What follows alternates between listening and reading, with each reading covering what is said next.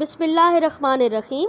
Assalamu alaikum dear students. Welcome to you all in lecture number 12 of your chapter number 2 chemistry. My name is Mrs. Sadia Ahmed और आज के इस lecture में हम लोग production of X-rays और उसके यूजेस के बारे में डिस्कशन करेंगे. The lecture includes introduction of X-rays, their historical background, production of X-rays and modern day application of X-rays. X-rays are electromagnetic radiations with high energy and shorter wavelength.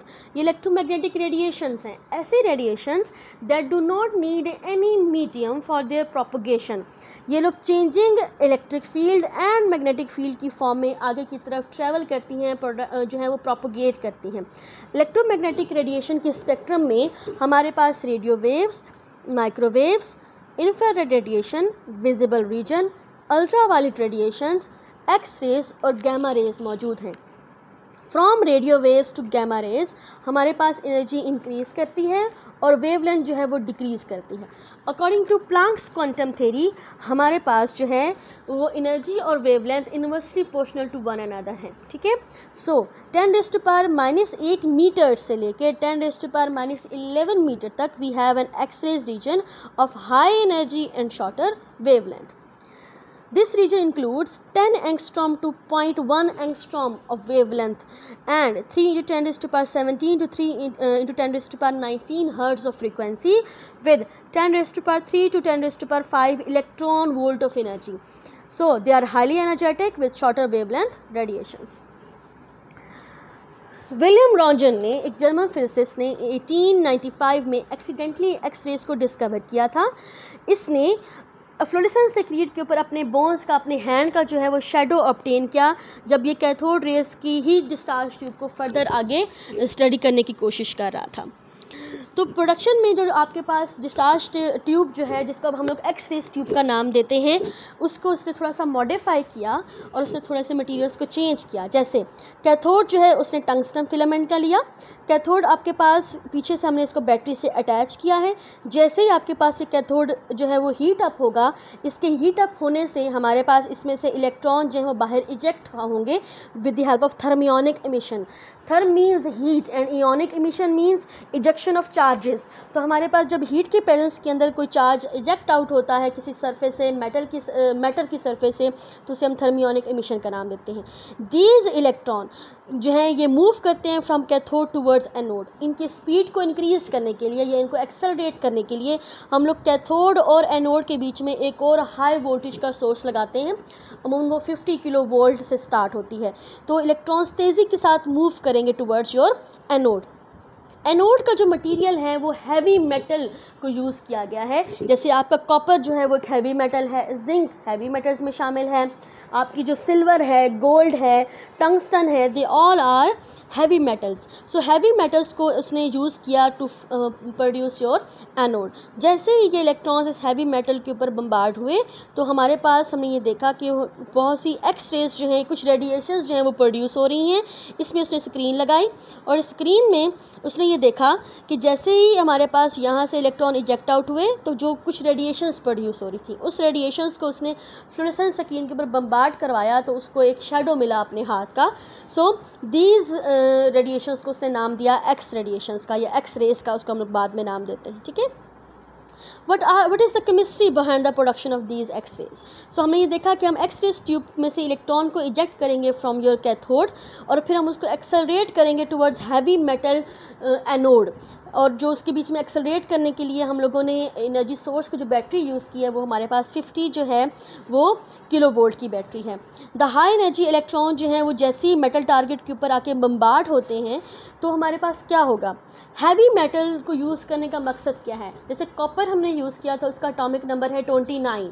Means ये है कि हमारे पास उसके अंदर 4th शेल तक electrons available हैं. Heavy metals mean they have large atomic number, means number of protons nucleus में ज़्यादा हैं. तो ऐसे जो हमारे पास एटम्स होते हैं, अगर हम उनके इनर शेल्स के अंदर में कोई हाईली एनर्जेटिक इलेक्ट्रॉन्स को बम्बार्ड करवाएं तो they have the ability to knock out these electron from their inner shells. First या सेकंड शेल में से ये हाईली एनर्जेटिक इलेक्ट्रॉन जो कैथोड में से निकला है, ये जैसे ही आपके इनर शेल इलेक्ट्रॉन्स के साथ टकराएगा तो ये इसको नॉक आउट कर देगा, बिकॉज इसके पास बहुत ज़्यादा एनर्जी अवेलेबल है. तो जैसे इसने नॉक आउट किया होगा, हमारे पास इनर शेल में, पहले शेल के अंदर या दूसरे शेल के अंदर वैकेंसी क्रिएट हो जाती है, जगह खाली हो जाती है। उस वैकेंसी को फिल करने के लिए किसी हायर लेवल से, ठीक है, सेकंड से फर्स्ट में भी इलेक्ट्रॉन आ सकता है, थर्ड से फर्स्ट में भी इलेक्ट्रॉन जंप कर सकता है। सो ये जो इलेक्ट्रॉन जंप करके हमारे पास उस लोअर एनर्जी लेवल को फिल करेगा, तो हाई से जब भी इलेक्ट्रॉन लो एनर्जी लेवल में जंप करता है तो रेडिएशंस जो हैं वो इमिट होती हैं। ये जो रेडिएशंस हैं, चूँकि फर्स्ट शेल का और सेकंड शेल में एनर्जी गैप बहुत ज़्यादा है, हम जैसे जैसे अबव मूव करते जाते हैं ये एनर्जी गैप जो है वो डिक्रीज़ होता जाता है according to Bohr atomic model. तो ये जो एनर्जी गैप है वो बहुत ज़्यादा है, आपके फर्स्ट या ग्राउंड लेवल से आपके हायर लेवल्स का जो एनर्जी गैप है वो बहुत ज़्यादा होता है। तो दैट इज़ वाई जो वहाँ से फोटॉन्स इमिट होंगे, वो फोटॉन्स जो हैं वो हमारे पास कैरेक्टरिस्टिक एक्स रेज में होंगे, ठीक है ना। उनको हम लोग एक्स रेज का नाम देते हैं बिकॉज वो जो रेडिएशन है वो 10 एंगस्ट्रॉम से 0.1 एंगस्ट्रॉम के रीजन के अंदर फॉल कर रही है, ठीक है। So sometimes these electron comes very close to the nucleus in the target, और the high energy electrons can also cause an electron close to the nucleus in the metal to be displaced, कि वो जो आपके nucleus के बिल्कुल करीब जो electrons हैं उनको वहाँ से नॉकआउट कर देंगे। The vacancy is filled by an electron further out from the nucleus, second या थर्ड शेल में पड़ा हुआ जो ऊपर हायर एनर्जी का इलेक्ट्रॉन है वो लो एनर्जी को फिल करने के लिए, उस वैकेंसी को फिल करने के लिए वो हायर लेवल से फॉल करेगा और उस हॉल को जो है वो ऑक्यूपाई करेगा। दिस एनर्जी जंप जो है वो हमारे पास परफेक्टली डिफाइंड होता है, मतलब जो डिस्टेंस है या जो हमारे पास एनर्जी गैप है E1 का E3 से E2 से, वो एक पर्टिकुलर एनर्जी लेवल है, उनका जो डिफरेंस है डेल्टा E वो फॉल करता है हमारे पास एक्स रेस के अंदर। तो जैसे भी आपको यहाँ पे नज़र आ रहा है कि जैसे ही हम लोग यहाँ से इलेक्ट्रॉन्स को नॉकआउट करेंगे तो हमारे पास एक इलेक्ट्रॉन नॉकआउट कर गया, हायर लेवल से इलेक्ट्रॉन ने नीचे जंप किया, तो यहाँ से हमारे पास क्या प्रोड्यूस हो रही हैं, फोटॉन्स रिलीज़ हो रहे हैं। ये फोटॉन जो हैं they are of shorter wavelength. Now their modern day applications. X-rays जो हैं they have high penetrating power according to the type of material on they which fall, ठीक है। अगर कोई डेंस मटेरियल है उसमें से ये इनकी पेनिट्रेशन पावर कम हो जाती है, जैसे रश वाली जगह से चीज़ें हम नहीं पास कर सकते। इसी तरह अगर हमारे पास किसी चीज़ की डेंसिटी जो है वो थोड़ी है, लेस डेंसिटी है, तो उसमें से एक्स-रेज की पेनिट्रेटिंग पावर जो है वो बहुत ज़्यादा होती हैं। इस जो चीज़ है इसको यूज़ किया गया है to take a photograph of interior objects, ठीक है। हम किसी भी जो है वो बॉक्स के अंदर उसका एक्सरे लेके देख सकते हैं कि इसके अंदर क्या चीज़ अवेलेबल है, हम बॉडी के अंदर उसका एक्सरे लेके देख सकते हैं कि बोन्स का स्ट्रक्चर क्या आ रहा है, ठीक है। तो किसी भी ऑब्जेक्ट का एक्सरे से पता चल जाता है कि उसके अंदर जो कंटेंट्स हैं वो क्या क्या मौजूद हैं, ठीक है। इस एप्लीकेशंस को that we can take a photograph of interior of any object, इसको हम लोगों ने जनवरी 20 के अंदर इन 1896 में इस चीज़ को यूज़ किया गया मेडिकल के अंदर, मेडिकल फील्ड के अंदर, to diagnose the broken bones, कि आपके पास अगर कोई हड्डी टूट गई है या ब्रोकन फ्रैक्चर हो गया तो हम उसका एक्सरेज लेते हैं, उसके बाद हमें अंदाज़ा हो जाता है कि फ्रैक्चर्ड रीजन कौन सा है, तो हम बोन की सेटलिंग के लिए, बोन को दोबारा से सेट करने के लिए हम जो है डायग्नोसिस देते हैं कि यहाँ कहाँ से हमारे पास हड्डी जो है वो टूटी हुई है, यहाँ पर फ्रैक्चर है, तो हम ताकि उसको सेटिंग करने में हमारे पास इशू ना हो। विलियम नॉर्टन ने जो अपनी ओरिजिनल अनाउंसमेंट थी वो उन्होंने दिसंबर 28 इन 1896 में की थी, that I have discovered a new X-rays, a new radiations, जिसका उसने एक्सरेज का नाम दिया था। This is your a very important objective जो इंट्री टेस्ट में पूछा जा सकता है और वैसे भी ऑब्जेक्टिव में आता है आपके पास। डेट्स को अपने अच्छे तरीके से बेटे देखना है। नेक्स्ट एप्लीकेशन आती है हमारे पास क्रिस्टलोग्राफी के अंदर। Crystallography is a basically study of your crystals. तो ये जो पोटेंशियल एप्लीकेशन है, इससे पहले जो भी एप्लीकेशंस एक्सरेज की आ रही थी वो हमारे पास मेडिकल एप्लीकेशंस थी, या फिर हम लोग जो चेक कर रहे थे कि जी कैंसेरियस सेल्स को देखने के लिए यूज़ कर रहे थे, बोन्स को देखने के लिए यूज़ कर रहे थे। लेकिन केमिस्ट्री, फिज़िक्स या बायोलॉजी जो आपके फंडामेंटल साइंसेस हैं उसमें एक्सरेज की फ़िलहाल कोई भी जो थी वो एप्लीकेशन सामने नहीं आई अंटिल 1912 के अंदर मैक्स वॉन लोव ने ये चेक किया कि हमारे पास हम लोग यूज़ कर सकते हैं कि जो आपका जो क्रिस्टल है, crystal basically it is made up of different discrete particle जो कि एक अरेंज में एक लेटस की फॉर्म में अरेंज में होते हैं, ठीक है ना। क्रिस्टल लेटस बेटे एक ऐसा सॉलिड हमारे पास चीज़ है कि जिसमें पार्टिकल्स एक रेगुलर अरेंजमेंट शो करते हैं। तो उसने ये कहा था कि चूंकि क्रिस्टल के अंदर पार्टिकल्स रेगुलर प्लेन्स में रेगुलर पॉइंट्स के ऊपर अरेंज होते हैं, उनका ये ऑर्डर जो है वो रिपीट होता है 3 डायमेंशन में, तो हम उसके ऑर्डर को मेजर कर सकते हैं with the help of X raise.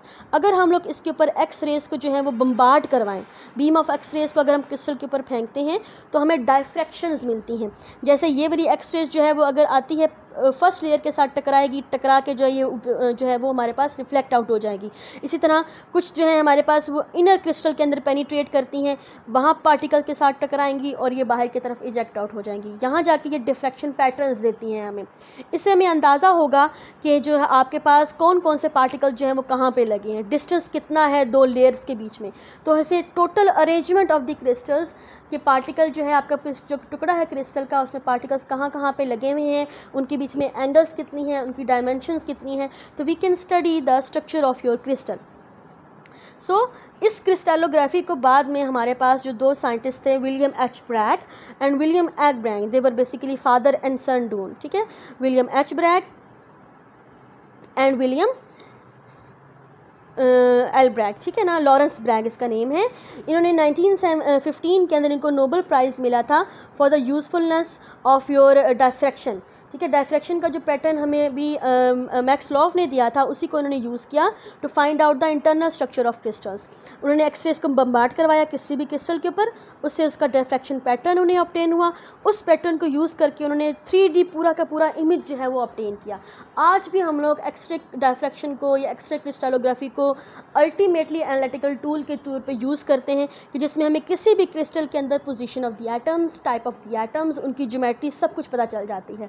तो आपके पास बहुत सारे मटेरियल ऑब्जेक्ट्स हैं, चाहे वो मेटल्स हैं, चाहे वो आपके पास मेडिकल स्पेसिमेंस हैं, जैसे पेनिसिलिन हो गया, आपकी प्रोटीन्स हैं, वाइटामिन्स हैं, इनके हम क्रिस्टल्स बना के हम उनका स्ट्रक्चर जो है वो आसानी के साथ स्टडी कर सकते हैं। So they have a large applications in crystallography, जिससे हम लोगों को फिजिक्स में मेटलर्जी में हेल्प होती है, केमिस्ट्री में जो भी क्रिस्टलाइन कंपाउंड्स हम सिंथेसाइज करते हैं उनका स्ट्रक्चर, कोई न्यू चीज़ डिस्कवर हो रही है तो हम उसका स्ट्रक्चर जो है एनालिसिस करने के लिए एक्सरे क्रिस्टलोग्राफी को हेल्प करते हैं। दैट इज़ वाई जो है हमारे पास इसको, चूँकि इसकी वाइड एप्लीकेशंस हैं, तो 1915 के अंदर जो है वो नोबेल प्राइज़ दिया गया था विलियम एच ब्रैग को और विलियम लॉरेंस ब्रैग को। The important question that should be included from this topic, जो कि बोर्ड के लिए भी इंपॉर्टेंट है, वो ये है explain the experimental production of X rays. इसमें आप लोगों ने एक्स रेज का जो इंस्ट्रूमेंट है वो बताना है कि कैथोड से इलेक्ट्रॉन इजेक्ट हो रहे हैं, उसे हमने हैवी मेटल के ऊपर बम्बार्ड करवाया है जिससे कैरेक्टरिस्टिक एक्स रेज जो है वो प्रोड्यूस हुई हैं। साथ आपने एक्स रेज का रीजन जो है वो बताना होता है, साथ उसकी डायग्राम ड्रॉ करनी है। ये 3 नंबर में भी आ सकता है, ठीक है। इसके अलावा ये लॉन्ग क्वेश्चन के अंदर as a part of long question भी आ सकता है 4 नंबर के अंदर या 5 नंबर के अंदर। सेकेंड में बेटे हमारे पास क्वेश्चन है what is the principle behind the production of X raise.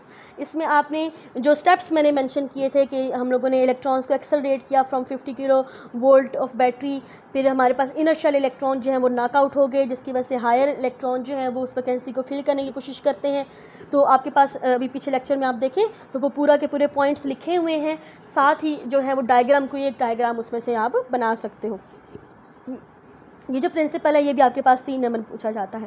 Third, इसमें से एक लॉजिकल क्वेश्चन बनता है why bones show less penetration in X rays imaging although they are porous in nature as compare to flesh. ये जो आपकी हड्डियाँ होती हैं ये जो हैं ये पोरस इन नेचर हैं, ठीक है। पोरस का मतलब है कि इसके अंदर हमारे पास स्पॉन्जी टाइप ऑफ जो है ना इसका स्ट्रक्चर है, जबकि जो गोश्त होता है, जो फ्लैश होता है, वो हमारे पास जो है वो डेंसर मटेरियल लगता है, क्योंकि उसका जो स्ट्रक्चर है वो बहुत क्लोज लेयर्स की फॉर्म में आपस में अरेंज होते हैं, ठीक है। सो पोरस मटेरियल अगर है तो उसमें से एक्स रेज को पास होना चाहिए, लेकिन ऐसा नहीं होता। एक्स रेज जो है वो बोन्स में से पास नहीं होती हैं। इसकी रीज़न क्या है? इसकी रीज़न ये है कि एक्स रेज में जो हमारे पास हम जब उसको बम्बार्ड करवाते हैं या उसको पास करवाते हैं किसी भी बॉडी पार्ट से, तो जो हड्डियां हैं उन हड्डियों के अंदर, बोन्स के अंदर हमारे पास हैवी मेटल्स हैं, लाइक कैल्शियम है, फास्फोरस है, दे आर हैवी एलिमेंट्स। तो उन हैवी मेटल्स की होने की वजह से उनकी डेंसिटी जो है वो इंक्रीज़ हो जाती है, बेशक जो है वो हमारे पास पोरस हैं। तो जो आपकी एक्स रेज़ हैं वो उसमें काफ़ी हद तक एब्जॉर्ब हो जाती हैं, पेनिट्रेट नहीं हो पाती हैं। इसीलिए जब आप पीछे फोटोग्राफिक फिल्म रखते हो तो वो जो आपके पास रीजन है वो वहाँ पे ग्लो करना शुरू हो जाता है, ठीक है ना। वो जगह जो है आपके पास ग्लो आउट हो जाएगी जहाँ पे हमारे पास एक्स रेज जो है वो बम्बार्ड जो है वो एब्जॉर्ब हो चुकी हैं। और जो आपके पास हाई डेंसिटी जो रीजन है, ठीक है ना, वो ब्राइटर होता है। और जो लो डेंसिटी है जिसमें से एक्स रेज पास करके गई हैं, एक्स रेज जो है वो वाला रीजन जो है आपके पास जो है वो ब्राइटर फॉर्म में आपको नज़र नहीं आता। So that is the questions, 3 questions हैं जो इंपॉर्टेंट हैं आपके बोर्ड के लिए। आई होप कि आपको आज का लेक्चर जो है वो अच्छे तरीके से समझ में आ गया होगा। कोई अगर प्रॉब्लम है तो आप इसे क्यूरी सेशन में ज़रूर डिस्कस करें, ठीक है, and prepare the notes for this reaction. Thank you very much.